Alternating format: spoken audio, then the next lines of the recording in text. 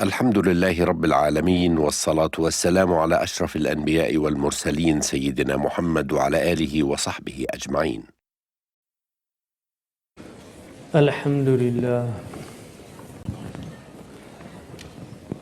So it's very interesting. We're really blessed this year to have Shaykh Abdullah bin Bayan and Dr. Nasser together. We had them at the commencement at Zaytuna.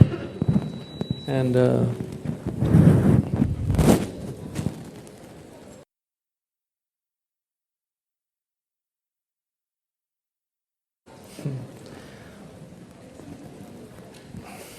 just interesting, all the things that they've done and what they've seen in the Muslim world, because Dr. Nasser, just to give you an example, back in the 70s they organized a conference in Mecca, and he was a central part of it on reforming education in the Muslim world. And I read those books that they produced because they were papers that were given, and his paper and Sayyid Naqib al-Attas, they were amazing, but they didn't take their advice. So what's that? What? Oh, okay, yeah. It's very sad because a lot of the crises that we're having now is all based on a lot of their diagnostics back then.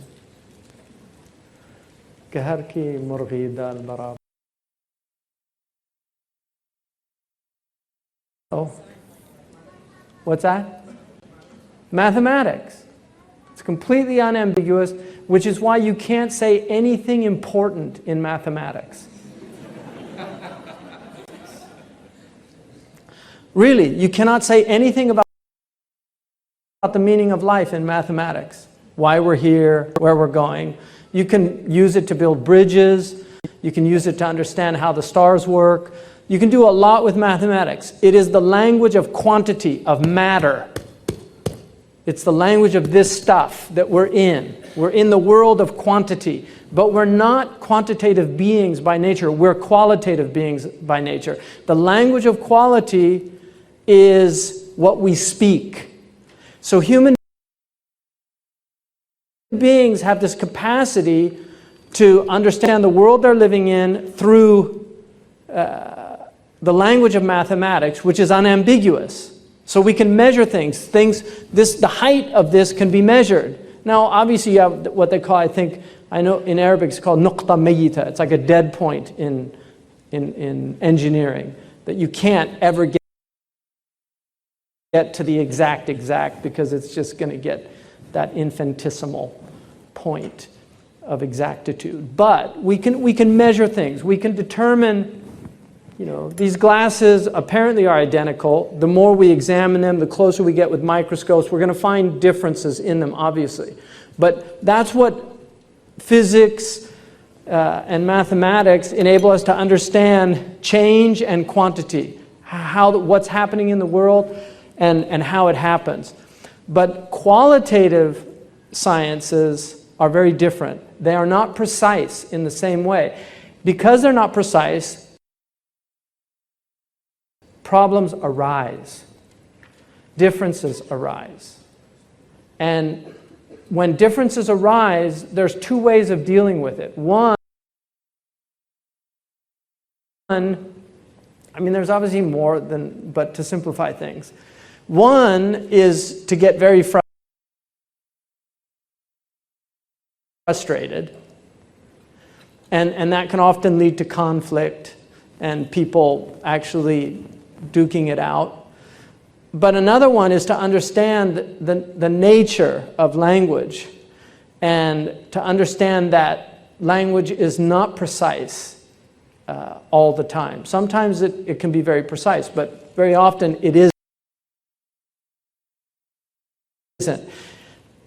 And in understanding that, It enables you to accept that other people might understand something differently from you and come up with a different conclusion about what something means. This is one of the greatest achievements of the Islamic civilization, was the enculturation of a civilization of difference. That Muslims literally recognize that it is divine nature that difference exists in the world. Allah has created a world of differences, and Allah loves differences. He loves ikhtilaf. And this is why He gave us ikhtilaf al-sinatikum. In our tongues there's differences, it's a sign of God. The ikhtilaf of alwan, the differences in our skin tones. These are things not to make us frustrated or angry or sources of a sense of superiority or inferiority. They're things to marvel at, to wonder at.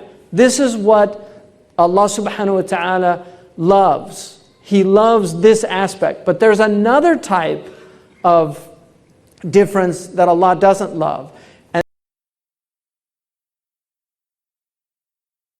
And historically the ulama differentiated, although again in the urf they're used simultaneously as synonyms. But khilaf was a negative thing. Khilaf was a negative thing generally. So there's a difference between ikhtilaf and khilaf, although they can be used as synonyms as well. So khilaf is where you get dissension and you get conflict arising out of a scholastic class. The Mavens, they're called, if you want to use a term from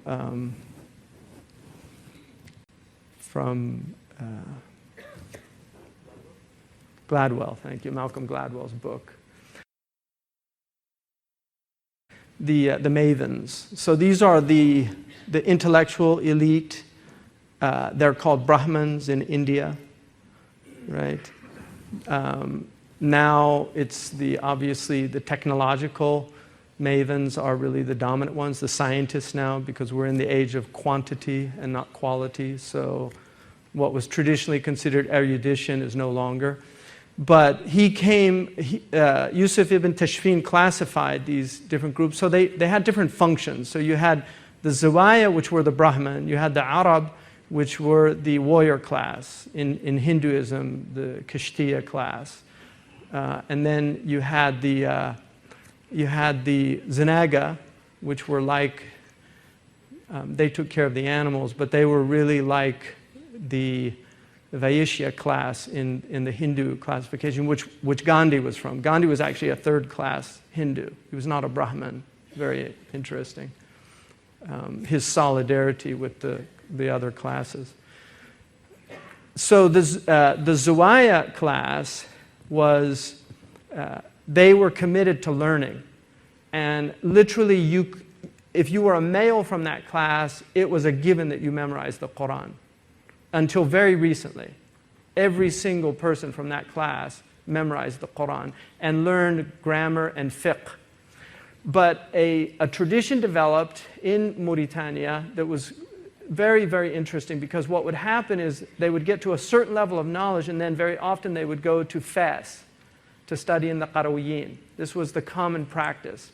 And they ended up, in the last few hundred years, they have produced some of the most remarkable scholars of late, because they've held on to a pre-modern tradition of learning that was quite widespread in the Muslim world and is no longer. In fact, it's almost non-existent now in most of the Muslim world. And so the Muslim community is no longer producing the type of scholars that they used to produce. Now, undeniably, there's an ossification that occurred in this madrasa. All of the Muslim schools, unfortunately, fell into a type of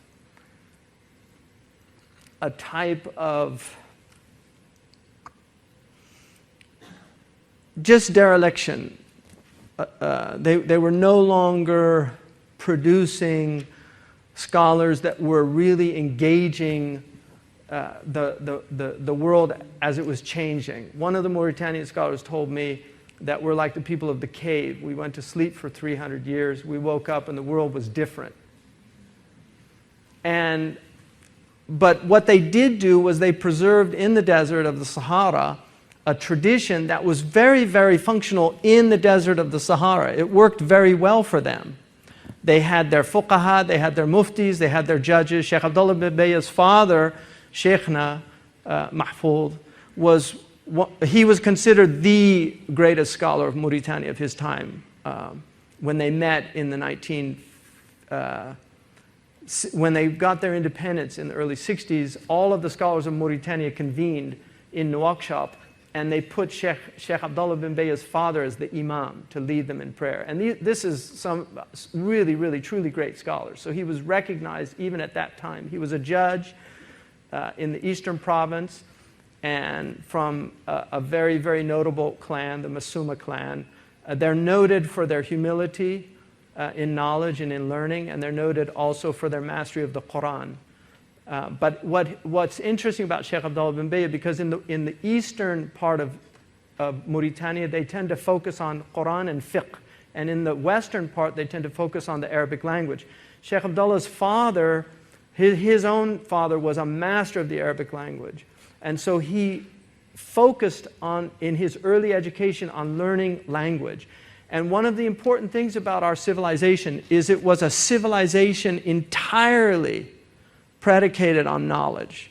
And this is something that the great Jewish Orientalist in his book Knowledge Triumphant, Franz Rosenthal, writes that as far as he could tell, and he's a world-class historian, as far as he could tell, he could find no other civilization whose entire reason for existence was the pursuit of, the development of, and then transmission of knowledge.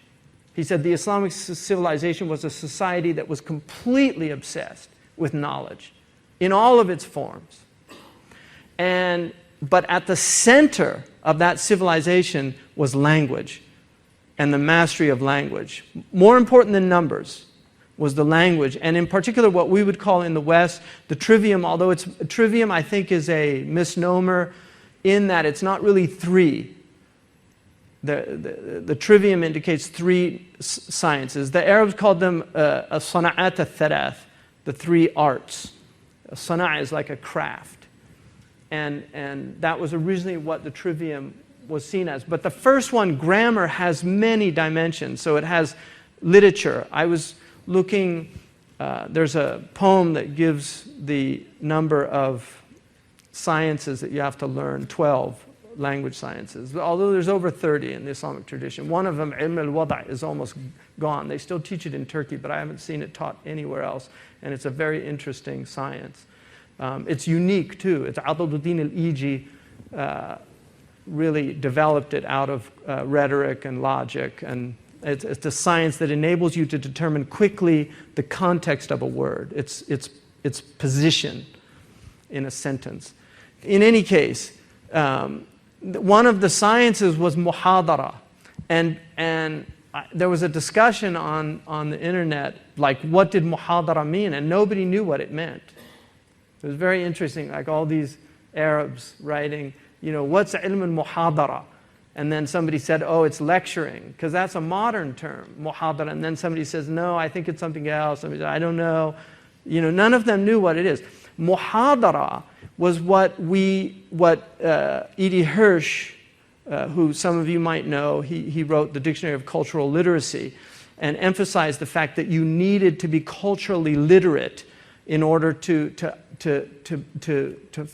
become somebody who could understand the society they lived in, read books, understand. We tend to forget how complicated literacy is, how sophisticated it is. When we're speaking, we're using words, and that's why there's so much breakdown of communication now, because we're all saying things but understanding different things from the same words that we're using. And this is a problem because we no longer have a unified knowledge. Domain knowledge was the knowledge that was necessary to understand your culture or civilization. So for instance, Those of you who were born in Canada or in the United States, even though your parents migrated here, there are things that you know about this society that they'll never get because they didn't get the domain knowledge. It's as simple as that. There's metaphors that they won't understand. There's linguistic idioms that they'll never get or never understand.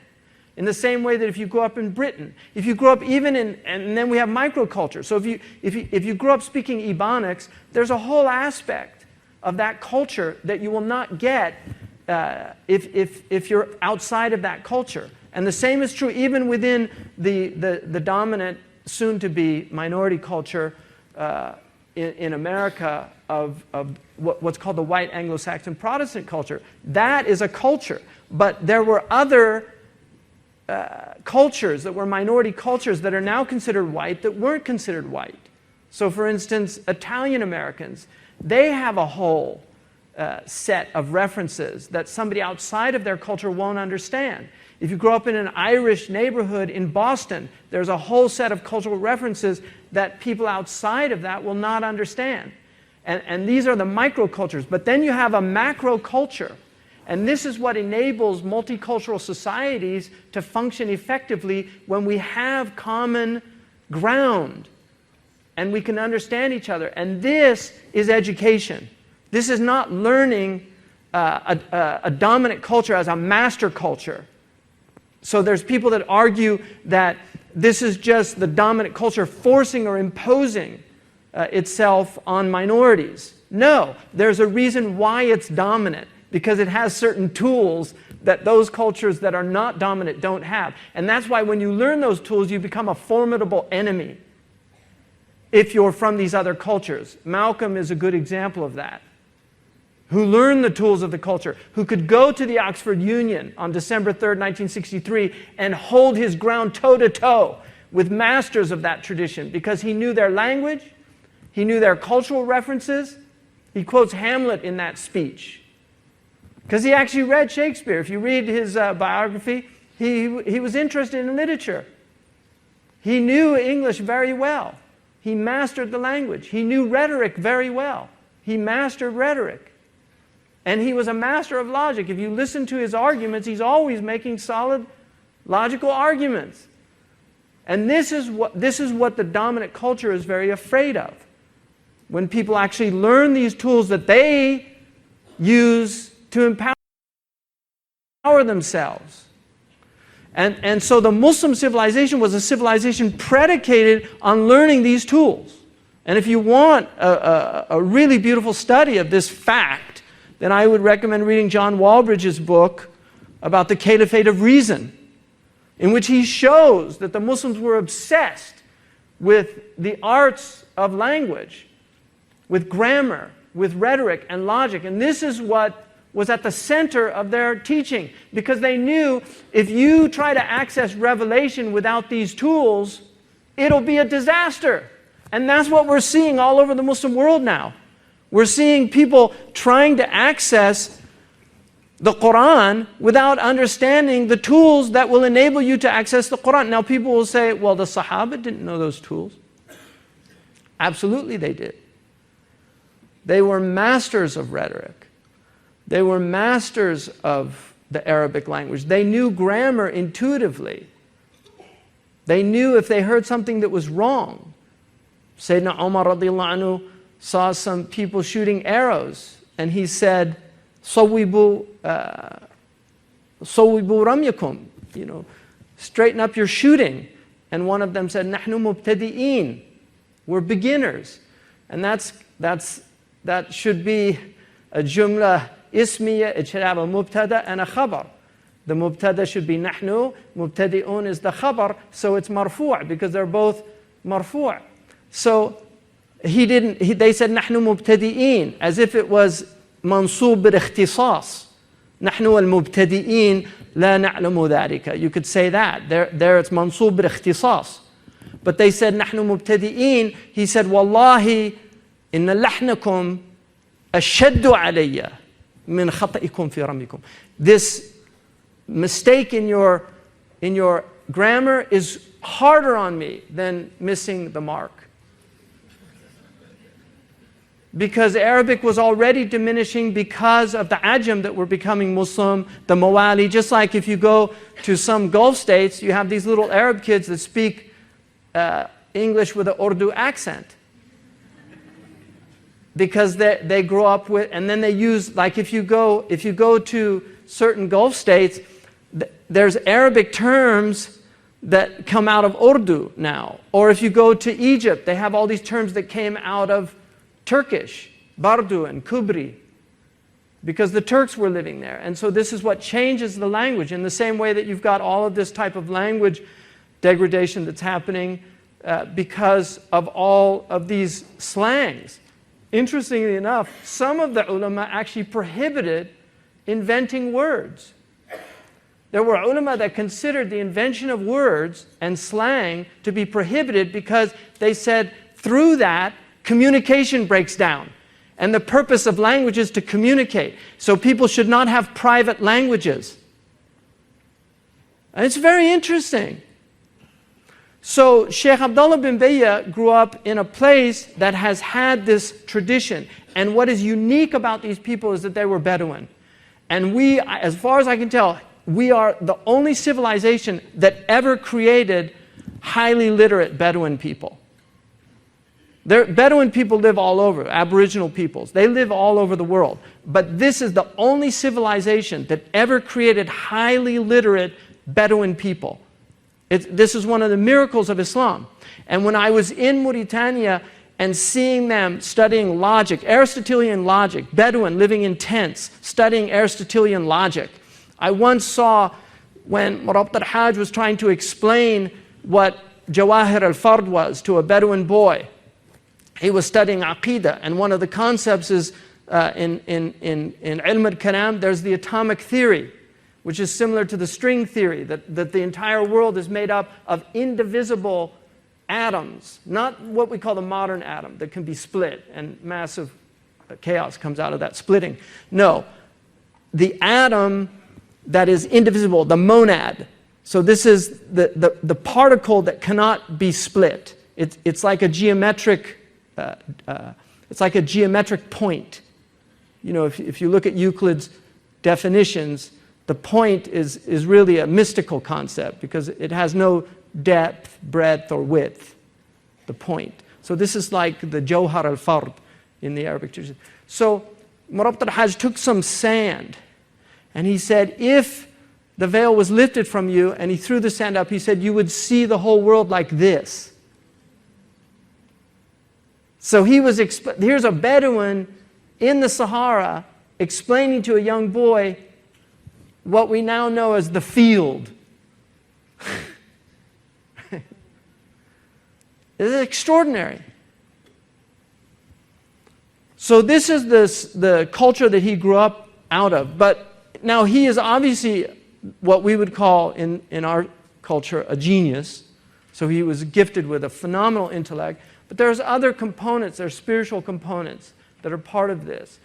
Imam al-Ghazali said that our theology is not based simply on discursive thought, but it's also based on spiritual states. And so there's an element which we call the fatah. Ya fatah, iftah lana fathan qariba.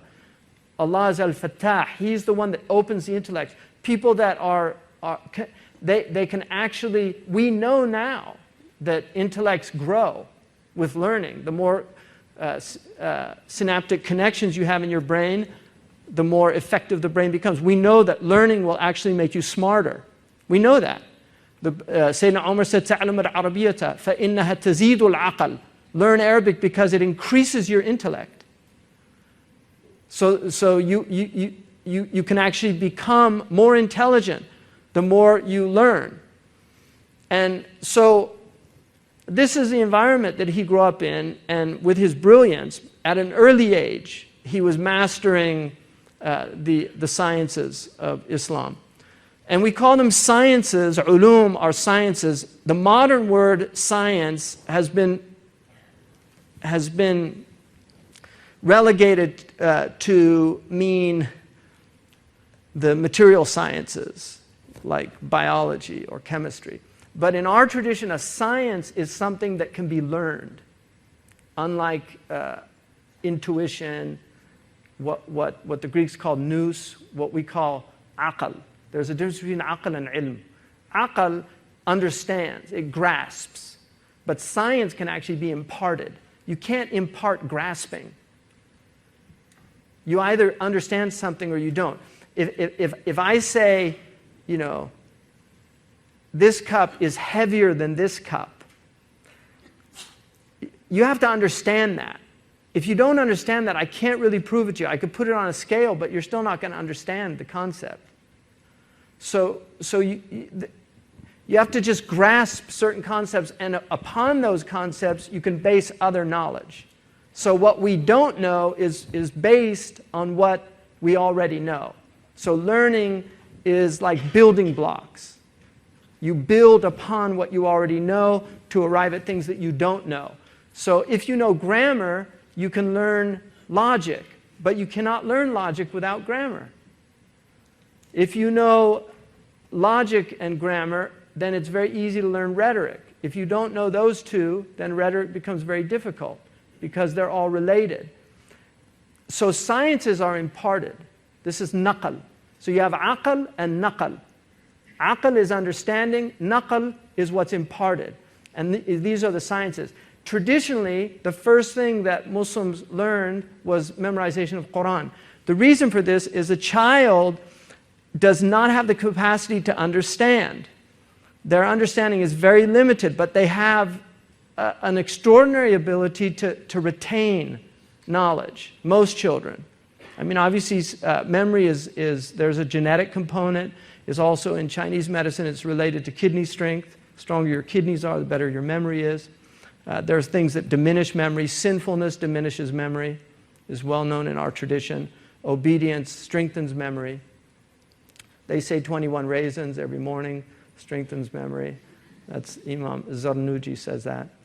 And then obviously there are other things that are used, but having a retentive memory is a blessing. Having a photographic memory. I've only met a few people that I think have. I met one Mauritanian man in Medina whose father, he was from the Tejekanat clan. His father said he never read anything that he didn't understand, and he never read anything that he forgot. Everything he read, he retained. I met a man in Mauritania that memorized the entire Qamus, the dictionary of Al-Fairuzabadi. I also met a man that knew all 9 books of the Hadith by rote with the Isnad. And in fact, I gave him my copy of Al-Bukhari, which was handwritten. It was the most precious thing in my possession, I think. And he opened it up and he found a mistake in one of the riwayah. So I said, you can have it. So, yeah. So that's a true story.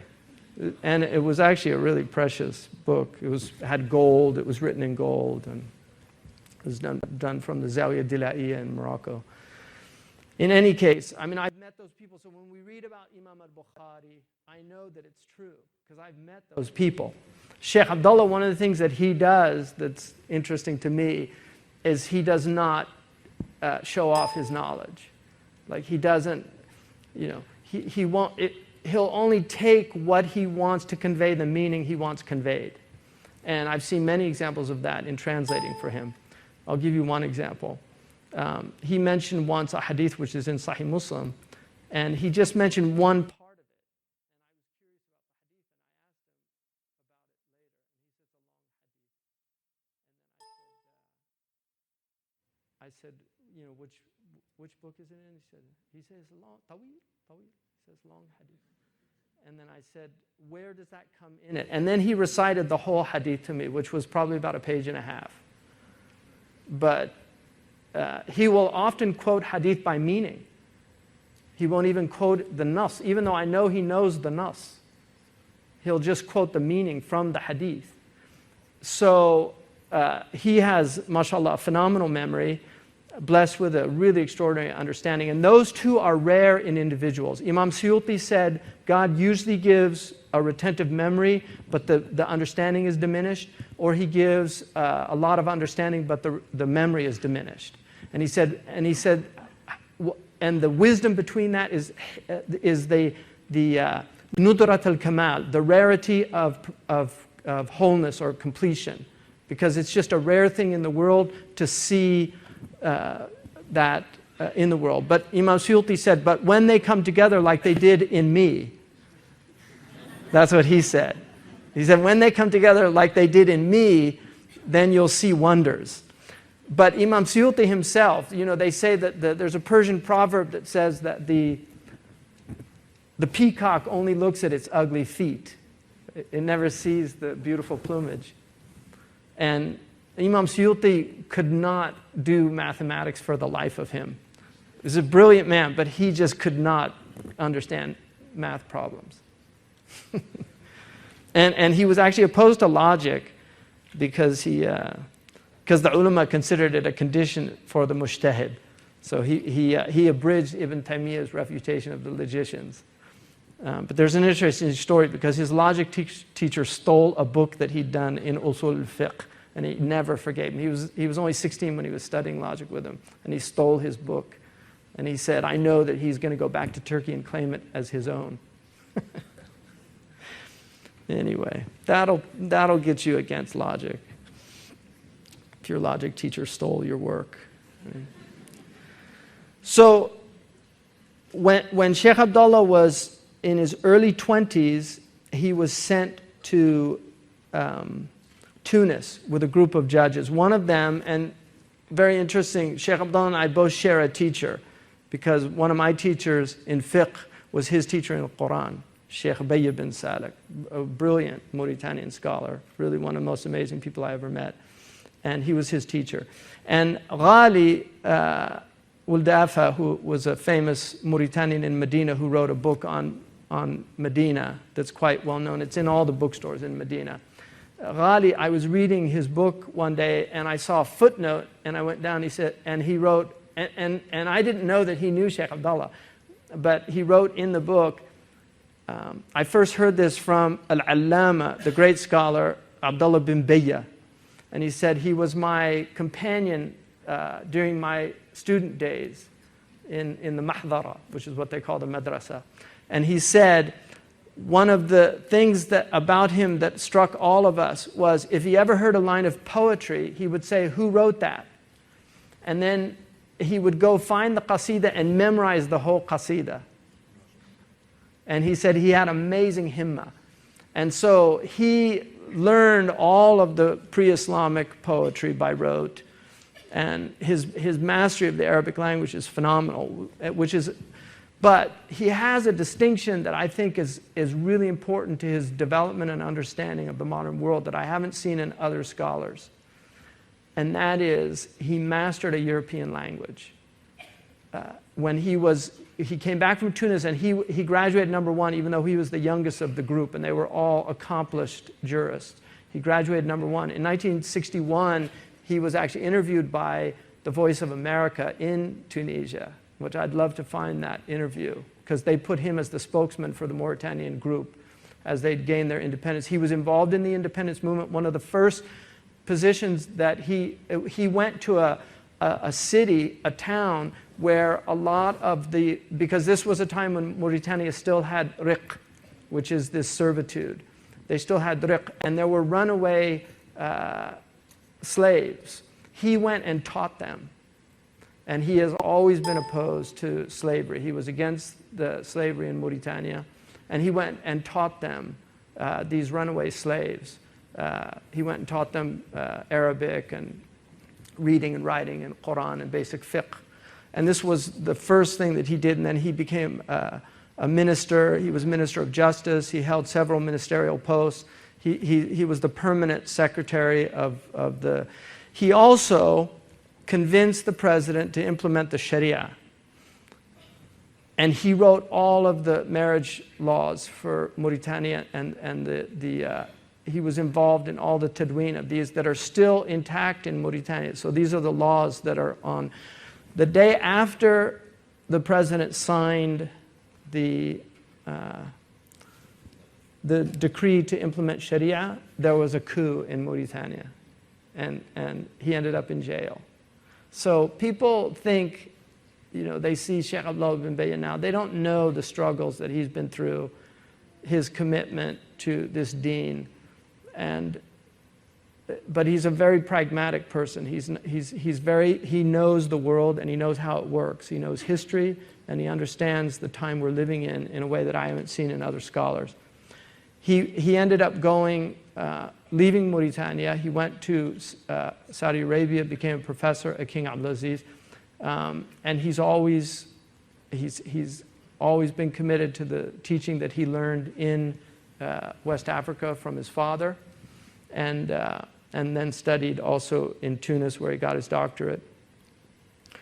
But he learned French in a very short period of time because all of the ministers knew French except for him, and they used to speak French, and then they'd say, "Oh, pardon, Sheikh Abdullah ma ya'raf al-Faransiyya," and then they'd start speaking Arabic. So he would get a radio and listen to French news every night, and he learned, after learning the alphabet, he would listen to the words, write them down, and then find them in the dictionary. So he actually taught himself French just from listening to the radio. And then one day he came in, they were speaking French, and they said, "Oh, Sheikh Abdullah is here." And he said, no, yeah, it's not a problem, go ahead. Anyway, what he's been doing, one of the things in Mauritania, they don't write books usually when they're young. It's quite rare because they really believe that it takes a long time for nudj to become mature. They tend to write later in their life. His incredible output has been in the last 15 years. He's almost 80. And what he's done really is he has done tajdeed of usul al-fiqh. Raghib Isfahani said that the scholars of Islam are like regimented soldiers. And he said the generals are the usuli scholars. These are the ones that really understand. Now, probably one of his most important books is called Amaliya Dilalat, or Dalalat, or Dulalat. It's a thulathi. You can use all three. Mauritanians use it with Dilalat. Eastern Arabs tend to say Dalalat. So Amali are what you recite from memory, Yumli. So this is called Amaliya Dilalat. It's what the connotations of the words are telling us, what they're telling us. And so it's a study really of usul al-fiqh, but one of the things that he's attempting to do is, one, restore the centrality of Arabic back to the Sharia and the importance of it, because many people that go to Sharia colleges now do not learn Arabic in any deep way. They learn enough to be able to read, and they still, even educated Arabs make a lot of mistakes when they read, especially if you read the older books, because of sarf more than nahu. Sarf is takes a long time to master. But he wrote this book, and then he also wrote several other books. One of them, Al-Hiwar an Bu'd, which is a dialogue from a distance. He wrote another book which is called Fiqh al-Aqalliyat, which is probably somewhat unfortunate because there's another minority fiqh that is associated with other scholars that has nothing to do with his minority fiqh. And so people lump them together. Sheikh Abdullah is not a modernist, and he's said that before. He said, "Ana lastu hadathiyan." I'm not a hadathi. I'm not a modernist. He is totally committed to the tradition, but believes that the tradition needs to be reactivated, that it has lain dormant for a very long time. And scholars are reluctant to activate these usuli tools that were so important in the past. And he feels that it's absolutely necessary because of the challenges that we're facing as a community, that we've never had challenges like this. We have economic challenges. He said that the traditional books of commercial law do not deal with many of the commercial transactions. He actually gave a talk to a group of economists in France, and the head of the IMF was in the audience, and she was completely flabbergasted and said that she had never seen such accurate usage of economic terms by somebody who was not inside their community. But he knows Islamic commercial law, and he wrote an entire book on the usuli aspects of commercial law, and he dealt with derivatives, the problem of derivatives. He gives an analysis of why the Western system is so flawed and how it could be improved on by principles that have been known for centuries in Islamic commercial law. And he goes on, he gives all the reasons why usury was prohibited.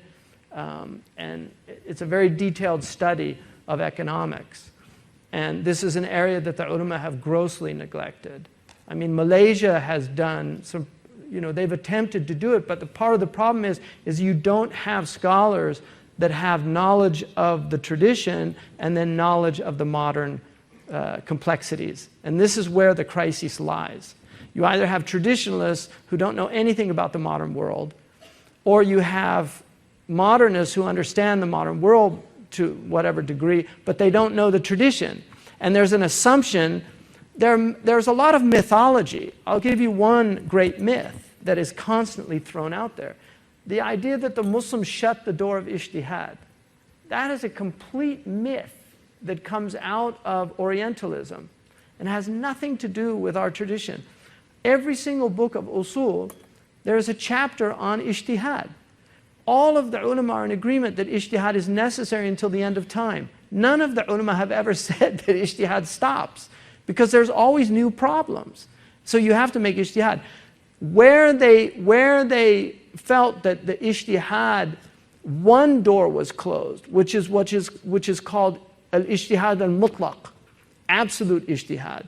In other words, they felt that one of the last people to claim it was Imam Suyuti. It was rejected, which is to say that they don't have to follow the usul of one of the imams, that they're outside of that. Ibn Taymiyyah, who was a Hanbali scholar, but despite that, he broke rank with the scholars of his time, arguing that following the madhabs, taqleed of the madhabs was a problem, and that you needed to work not just within the madhabs, but allow the possibility of going outside of the madhabs. And Shaykh Abdullah, in certain areas, he will do that. Although he's deeply committed to the usul of Imam Malik, radiallahu anhu, and he knows the usul of the other three imams. This book is a comparative study. I mean, that's not the central point of the book, but he goes into the comparative study I mean, let me give you just one example. The ulama determined that language has different types. So you have what are called haqa'iq lughawiyya. These are haqa'iq. They're the realities of lugha, of Arabic, or any language. But they say there's a haqiqa wad'iyya. So this is the reality of what we would call in Western logic the denotation of a word, what the word denotes. In other words, what the original meaning of the word and the purpose of the word. So for instance, marriage is the joining of a male and a female in Arabic. Now you can change that meaning like they're doing today, but the original meaning is clearly, in fact, gametos, which is the Greek word for marriage, is where we get gametes from. Zawaj in Arabic is the marrying of opposites. So in the Arabic language, yuzawwiju means zawj is an opposite, right? Allah created everything in opposites, right?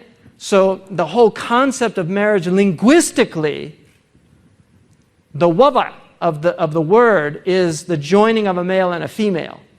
Now, then you have what's called a haqiqa urfiyya, which is a customary usage, it's conventional. It could be slang, or it could be the change in the word over time. There are many people that argue, oh, English is in flux. Very little of English has changed in the last 500 years. And that's a fact. You can read Shakespeare with a little bit of training. I mean, Shakespeare, who was writing at the end of the 16th, beginning of the 17th century, Shakespeare, you can read Hamlet if you have a basic education from, any Western school here. There's going to be words that you don't know, things that he uses, but it's still English. It's the English that we speak. And so it hasn't changed that much. But there's this argument, no, there's all these radical shifts in language. It's not true. Language has a stability because language is tradition. So you can change the meaning of marriage to mean the marriage of two males conventionally, and you can call that marriage. And you can have a ceremony and say that's urf. But that's not the wada' of the lugha. It's not what the word was placed for when people first used the word. It's not what they meant. So for the last millennia, since human beings have been getting married, nobody ever had the concept of two women getting married or two men getting married. It just didn't exist. So now there's people that want to argue, no, marriage is whatever we want it to mean, because they don't believe in essences. They don't believe that there's natural meanings to these terms. And then you have what's called a haqiqa shar'iyya, which is what the Sharia says the word is used for. So for instance, Kareem to the Jahili Arabs really meant extravagant. It was a spendthrift who was extravagant. It came to mean something different. Inna akramakum 'inda Allah atqakum. So Allah changed that meaning for the Arabs and related it to piety. So that's an example. And then you have haqiqa majaziyya, which is figurative meaning. What it's used figuratively, like Zaydun Bahrun. Zayd is an ocean. We don't mean he's a body of water, right? We mean he has an extraordinary amount of knowledge, as if it was like the ocean. So metaphors are similes without the use of as or like. In usul, the ulama differed about if a word had a literal meaning, but then it had a conventional meaning, which one do you use first? So the Shafi'is said that you should use the haqiqa wad'iyya. What was the literal meaning of the word? وَأَصُلُ الْكَلَمَ الْحَقِيقَةِ. That's a qa'idah. The basis of speech is literal. You should always take something literal. If I say I've got a headache, you should take that literally, that I feel pain in my head, before you think that I'm just saying, all this trouble at the office is giving me a headache. So I don't really mean I have a pain in my head. I'm just saying it's like a headache, right? So you take things literally before you take them figuratively in Sharia. That's according to Malik and Abu Hanifa said no, they should be taken by customary usage before you take the literal usage. So what people use, and then some made tafsil. Imam al-Ghazali from the Shafi'i said you should go by the urf before you go by, and Imam al-Juwayni said that also. You should go by customary usage before you go by literal usage. So these are differences in usul. And it's going to have a difference in, so if I swore, for instance, Wallahi la arkabu ba'iran, right? And then I rode so I swore an oath that I'm not going to ride a camel, but then I rode a donkey. Now, donkey in the Quran, there's a himru ba'ir in the Quran that is actually means donkey. So ba'ir in the Quran, there's one ayah where some of the mufassirun interpret it to mean donkey, but that doesn't include. When I swore not to ride a ba'ir, I wasn't thinking donkey. I was thinking a male camel. So there's an example of where that difference of opinion would have some import in how the ulama assess it. So this is in essence what Shaykh Abdullah is trying to do, is really revive usul al-fiqh as a means for dealing with our problems. I'll give you an example of what he did.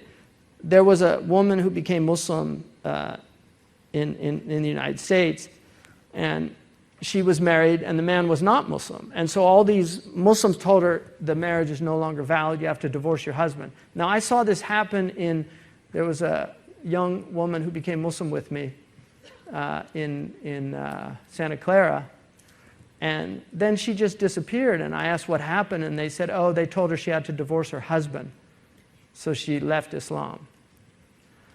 Now, this woman, they were telling her, oh, the marriage is invalid now because he's not a Muslim, and a Muslim woman can't be married to a non-Muslim man. Well, Shaykh Abdullah gave a fatwa based on a sound transmission from a situation that happened in Iraq where a Christian woman became Muslim and the husband was not a Muslim, but he did not have a problem with her being a Muslim. And so Sayyidina Ali actually judged that she could stay with him.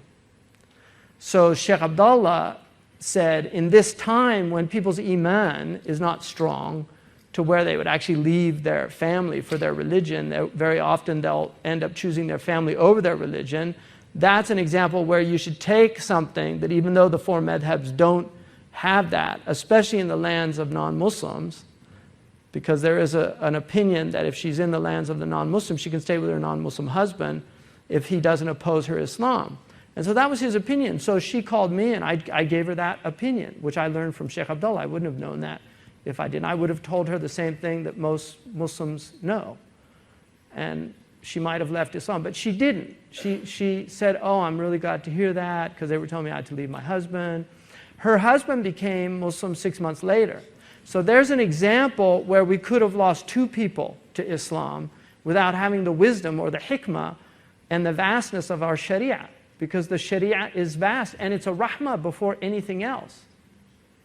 And so these are the types of situations that he's grappling with as a mujtahid. And really trying to revive the importance of using these tools that were given to us, but the tools need to be mastered. They take a long time to master, and they need serious students, and that's part of the problem, because the scholars of his caliber are disappearing from our community. Anyway, that's a little introduction.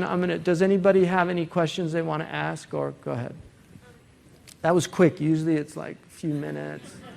They say you're supposed to wait. For modern day? Well, like I said, he's pragmatic in that the economy is what it is. So the attempts, this idea that Muslims can simply get out of the economy, there's a global system that's very powerful. It's a very destructive system. It's wreaking a lot of havoc. But his approach is really, first of all, we have to understand what it is. And then we have to understand what the Sharia enables us to do given the situation. And so, he addresses different problems. Like the problem, obviously fractional reserve banking is a problem. Even in corporations, the idea of a corporation being a fictional person is anathema to traditional fiqh. You can't have limited liability in traditional fiqh. You have to have responsibility. The corporation cannot, you can't have an entity that's disembodied that's responsible. You have to have human beings that are responsible.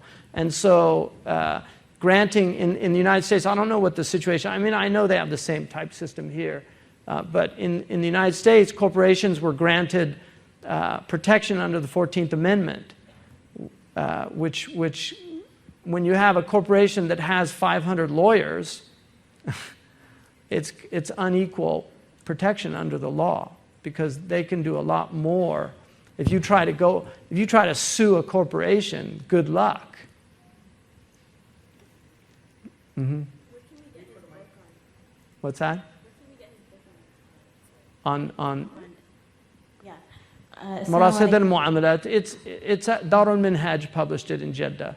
Okay. It's in Arabic. All his books, unfortunately, in Arabic, with the exception of, and I've tried to get people to translate them. I've even paid people, but his Arabic's just really difficult. So people have a really hard time, even like educated people that have good background, because there's a lot of technical terms. His Arabic, he uses a pre-modern Arabic in his writing. So he doesn't write in modern Arabic, which is heavily influenced by English, and he actually really hates it. I once gave Rabt al-Hajj an article from Sharq al-Awsat, and he read it and he asked me, what language is this? I'm telling you the truth. And I said, it's Arabic. He said, it's not the Arabic I know. And he has a commentary on the Alfiya of Ibn Malik. You know, he's a great grammarian and scholar of Arabic, but he just couldn't understand it. Assalamu alaikum. It's good to have you among us today. Thank you. Could you just repeat the reference that you mentioned in the beginning, the book that explains how Muslim Bedouins are interested in the linguistics and masters of the language? Which one? The Triumph of Knowledge? Which one? Yeah, John something. Oh, John Walbridge. That's a really important book, The Caliphate of Reason. Caliphate of Reason. God, Logic, and Islam, The Caliphate of Reason. That's an extremely, I consider that a very important book. And for Pakistanis, one of the interesting things, or Indians, because at this time it was one country, but for Pakistanis, one of the things that he has a chapter on a study that was done in the 1880s by a brilliant, he was Hungarian Jew who had been naturalized in, British. And he did a study for the Foreign Office in what is now Pakistan on the madrasa system, and made a very strong argument that the madrasa system in Pakistan was actually far superior to the schools in England at the time. And he said they produced a much more learned person. They tended to be learned in 3 or 4 languages, with a great knowledge of literature, of logic, of rhetoric, mathematics. And so it's an interesting study to see, and how the British undermined, among many other things they've done, how they undermine, sorry, Dr. Winter, how they undermine the, the Muslim educational system. And the French too, I mean, they're to blame as well. Yeah. 2 peas in a pod. Mm-hmm.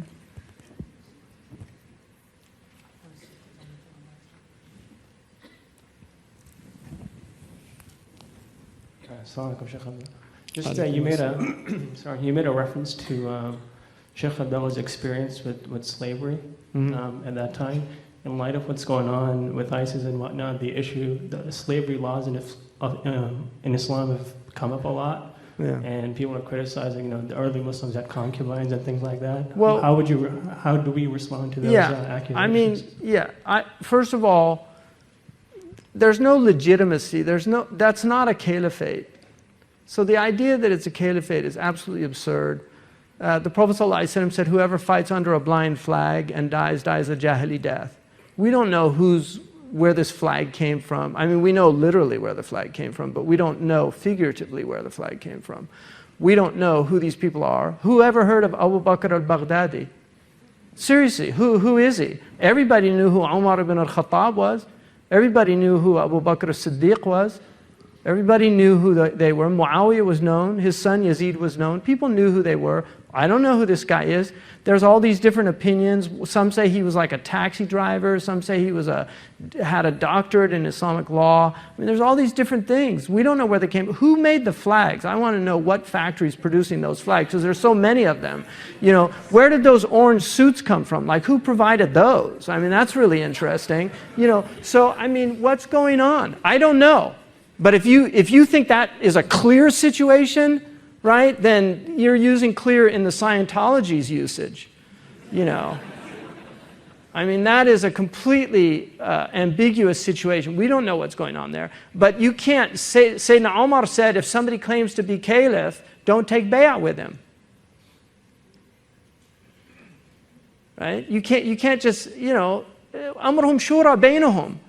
Somebody declares he's caliph? What is that? That's Zig Heil. That's another religion. So, I mean, that whole idea. And so slavery was abolished. The Prophet ﷺ freed slaves. The Quran encourages to free slaves. Concubinage existed in the pre-modern world. It existed in the Bible, and it was practiced. Islam humanized what were inhumane institutions, right? And it's as simple as that. But the modern world, there's more slavery today in the modern world than there ever has been in human history. So this idea that we've abolished slavery is a load of crap. And there's all these women in horrific, inhumane concubinage in the United States, right? And people go and they sleep with these women and they don't care about them. You know, so all these righteous cheese and cracker people out there, you know, all the cheese and cracker crowd. You know, I mean, these people sit around and discuss things over red wine, how horrific and barbaric the Muslims are, when their own civilization is filled with the most horrific crimes against humanity. So I'm sorry, I just don't buy it. Yeah. Humans are humans. You know, Islam deals with the human beast as he or she is, not as we would like this idealized creature, angelic creature to be. No, there are beasts out there. And they do beastly things, right? So, but the idea somehow that this is acceptable in Islam, a'udhu billah minash shaitanir rajim. It's a demonic situation, simple as that. These poor Yazidi girls. I mean, they've been living in that civilization for centuries. What Muslims never knew that, you know, and they're not devil worshippers, you know. They've got some angel that's called Shaitan or something like that. That's the same in this culture. Lucifer is the fallen angel, and you know, but Muslims left them alone. You know, they left them alone. Muslims were very tolerant civilizations. Just left people alone. You know, if you don't step on people's toes, they tend to just reciprocate with civility. If you step on their toes, people get angry. But yeah, it's a bad situation. Muslims, I mean, this is a tough situation for Islam. I don't know if it's, you know, there's probably periods that have been close to, but the real crisis today is the lack of scholars. I mean, that's where the real crisis is. And there's so many Sheikh Googles out there, there's so many muftis of the internet, and it's really creating immense confusion in our community. On top of that, you have an anti-phobic industry, Islamophobic industry out there that is heavily funded. They have their own scholars. And if I wanted to write a book painting Islam as the darkest religion in human history, I could do it. Anybody that has access to, you know, our library, the pre-modern library, can pull out things. But they were never normative Islam. You have crazy opinions in every religion. They weren't normative. I mean, you have opinions in the Jewish tradition that a child can be married at the age of 3 and penetrated. But that's not normative rabbinical Judaism, but that opinion exists. So if you put that out and say, oh, look, you know, the Jews, they permit pedophilia, that's crazy. They don't permit that. But you can find those opinions. And Christians that are anti-Jewish, they pull out this stuff from the Talmud and they say, look how evil Judaism is, right? You could do the same thing with Islam, and the truth be told, you could do it with Christianity as well. Because there's a lot of crazy opinions in Christianity as well. But what is normative Islam? And then, when is normative Islam overridden? Because we have, for instance, istihsan, according to the Malikis and the Hanafis. We have istihsan, we have masalih al-mursalat, we have usuli tools that I'm going to talk about in the next lecture. We have usuli tools that enable us to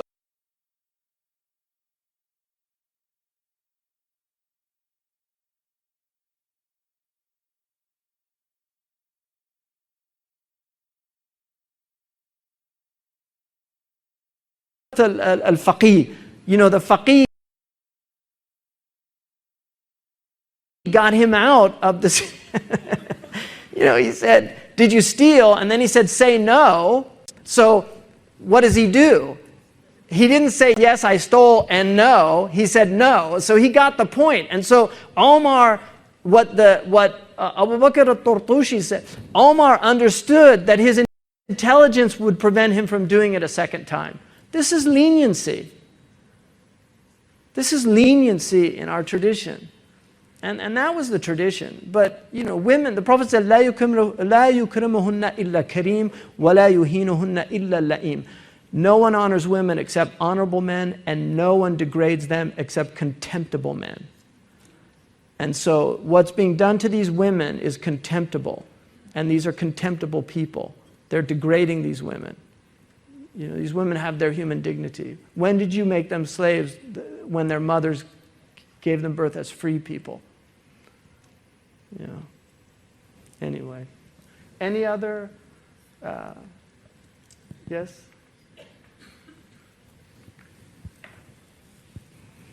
Shaykh Hamza. Yes? Oh, assalamu alaikum, how are you? Good I'm to good. see you. Happy you're back. How's your father? What's that? Your dad? Oh, alhamdulillah, he's better. That's Yeah, good. he gets out on Friday, inshallah, the hospital. I have a question about Sufis or not Sufis. Uh-huh. About people always says Sufi is not good and not other Sufis. Mm-hmm. And that's Sadia.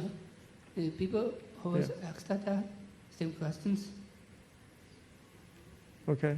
So what was the second part? I understood the first part. Sufis. Yeah, I understood that. What was the? Did somebody hear the second part? Okay. First of all, Sufi as a term, that needs to be defined, because a lot of people claim to be Sufis that have nothing to do with Sufis.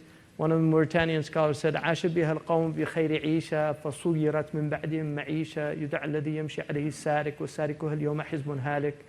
That and he's talking about the Sufis. He said there was a people that lived the best life, the life of the Sufi.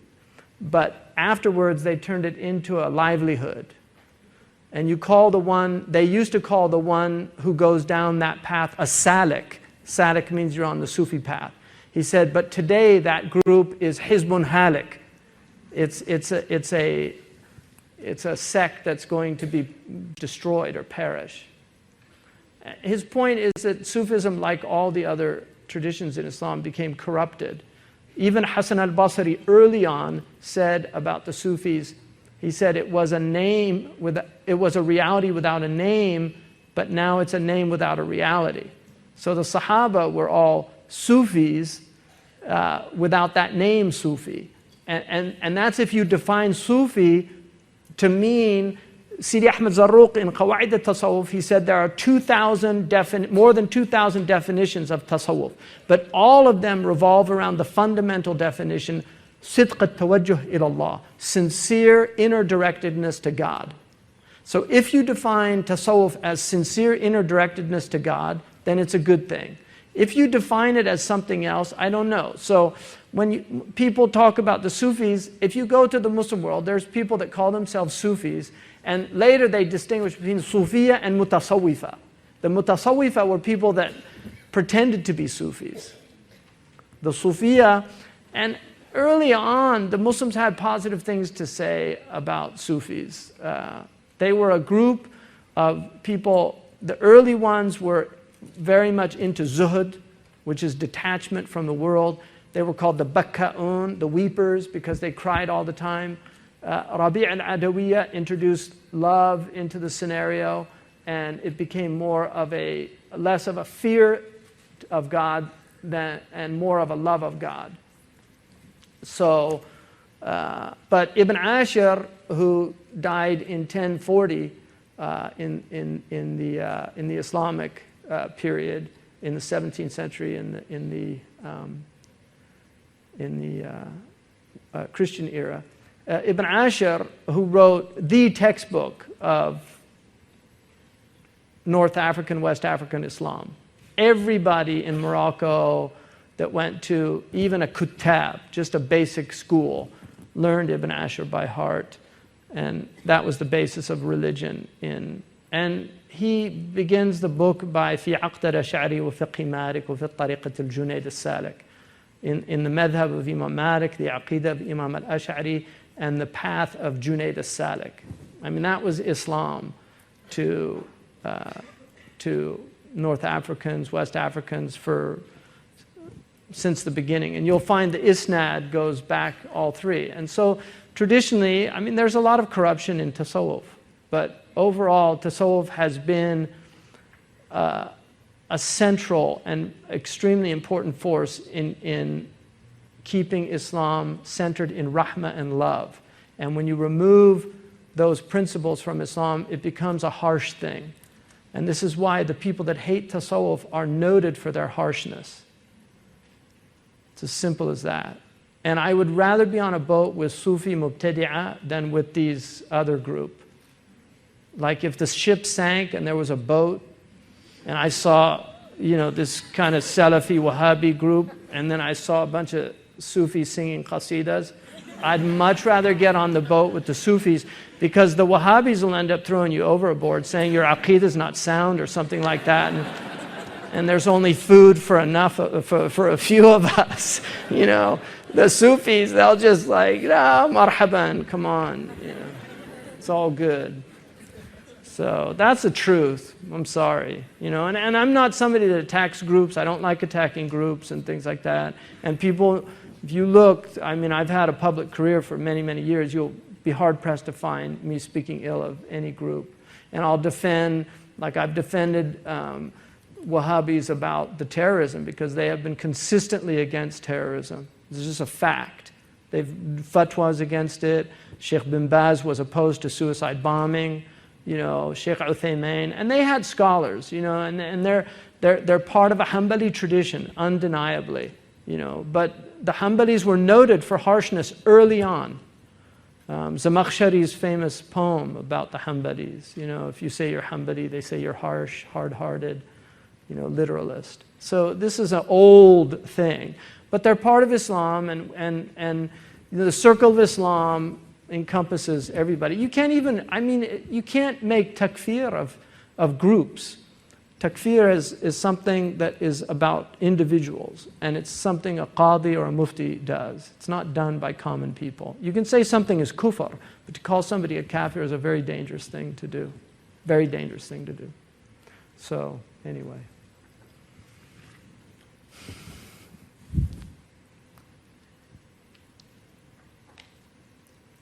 Over. Last question, I guess. Yeah.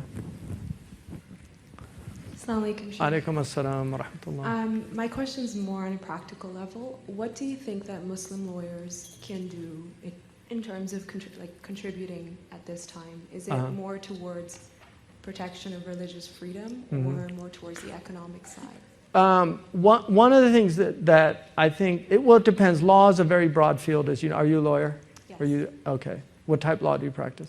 I'm currently just getting licensed in Ontario, so I'm trying to pick in terms of what I should specialize. So, as you know, there's a lot of different ways. And then law school in our civilization is very superficial. It's 3 years, which is nowhere near enough time to learn law in a deep way. Jurisprudence is not taught anymore. It's very limited, the amount of legal theory that you get in law school. And most lawyers now go into corporate law and serving the dark side of, our civilization. So it's very tragic. But there's a lot of things that Muslims can do. One of them is to really learn law on their own after law school, to continue to learn and study law and really understand that law is a rational project, that the Muslim law is a rational project, that our law in many ways is more rational than Western law. We have universals. I just was in a talk with Robert George, who's a McCormick professor of law at Princeton, who's a brilliant legal theorist. And in his book, Conscience and Its Enemies, I think it's the first chapter or the second, I think it's the first, he defines 5 things that every civilization should have in order for it to be strong and robust. And it's basically the 5 universals without religion. And I told him, where did you get that from? He said, just from my own reasoning. I said, that's pretty amazing because Imam al-Juwayni, who's considered one of the greatest legal minds in our civilization, in Islamic civilization. I mean, I'm a son of two civilizations, but of the Islamic civilization, he came up with those, and it was considered a great contribution to Islam, the six universals. He came up with five, but he added dignity, George, Dr. George, and he forgot religion. And when I mentioned religion, he said, of course, that should be in there as well.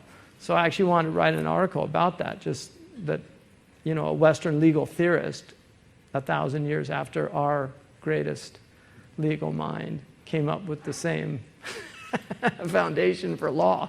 And he actually makes an argument in there for, are you American or Canadian? Canadian. Yeah. So it's inquisitorial here, isn't it? The legal system? Yes. Yeah, which is closer to the Islamic. Although the Islamic has both. It's a hybrid between adversarial and inquisitorial. I think it's a hybrid here as well. Yeah. So, but it's closer to the inquisitorial because we don't, the judge in America is a referee and not really a judge in that way. The jury is the judge of the facts, which is a Maliki position too. The jury tradition, the Imam al-Qarafi said, if in the absence of a learned judge, you take 12 notables from the society and they make the judgment on the people. So, and we don't know where the jury system came from. So it's very interesting because the Malikis were in Sicily, and there's a lot of influence on from King Roger, they called him, the Arabs. So that's one of the things, is just really learning law. Traditionally, law was an apprenticed profession. People didn't go to law school. In the United States, one of the greatest legal minds is John Adams, and he learned it by apprenticing and by reading Blackwell's History of Law. So that's one thing. We need constitutional lawyers. I know that Canadian constitutions, it's different here, but we need lawyers that, human rights lawyers are really important. We need nonprofit lawyers. Law is very important. And the thing is, much of Western law dovetails very well with Islamic law. It diverges in certain areas, but generally law is law. If it's rational, it tends to be Islamic. Right, really. And that's why the mind, and this is not a Mu'tazilite position, this is a Sunni position. It's not Mu'tazilite. I'm not a Mu'tazilite. That is a Sunni position. And if you read John Walbridge's book, he makes that very clear, how committed the Muslims were to rationalism. So I think that's important. But we also need advocates. We need Muslim advocates out there that are defending the rights of the community. I mean, you don't have community rights in Western law, right? But you do have in the discrimination laws, you have protection of communities. So it's important for us to know the anti-discrimination laws. Also hate speech, there are important laws about inciting to violence that are very important. And really we should think about class action suits because we've had Muslims that have literally been killed, and Sikhs and Hindus that have been killed because they thought they were Muslims, which proves that there is a racial element here. I mean, this idea that it's not about race is not really fair, because Sikhs and Hindus, I mean, what's the proof they're Muslim? Oh, they're brown and they have beards. Anyway, so I hope that helps a little bit. Yeah. All right. سبحانك اللهم وبحمدك أشهد أن لا إله إلا أنت أستغفرك وأتوب إليك. أعوذ بالله من الشيطان الرجيم. بسم الله الرحمن الرحيم. والعصر إن الإنسان لفي خسر إلا الذين آمنوا وعملوا الصالحات وتواصوا بالحق وتواصوا بالصبر. صدق الله العظيم. سبحان ربك رب العزة عما يصفون وسلام على المرسلين والحمد لله رب العالمين. Thank you, and I apologize for the delay, but I was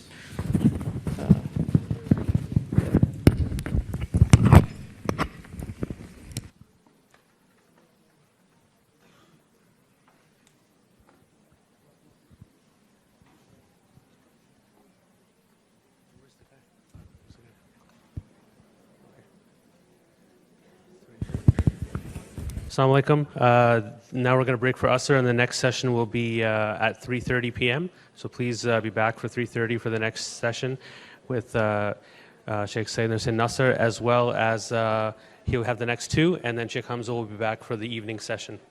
Assalamu alaikum.